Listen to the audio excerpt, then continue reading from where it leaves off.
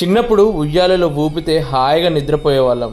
అదే ఇప్పుడు షిప్ ఇలా ఊగుతుంటే మాత్రం అసలు నిద్రే పట్టడం లేదు. మాకు అంత దారుణంగా ఉంది సిచ్యువేషన్ ఇప్పుడు మా షిప్లో. మా షిప్ ఎన్ని డిగ్రీస్లో ఊగుతుందో ఆ ఇన్స్ట్రుమెంట్ తోటి తెలుస్తుంది మాకు.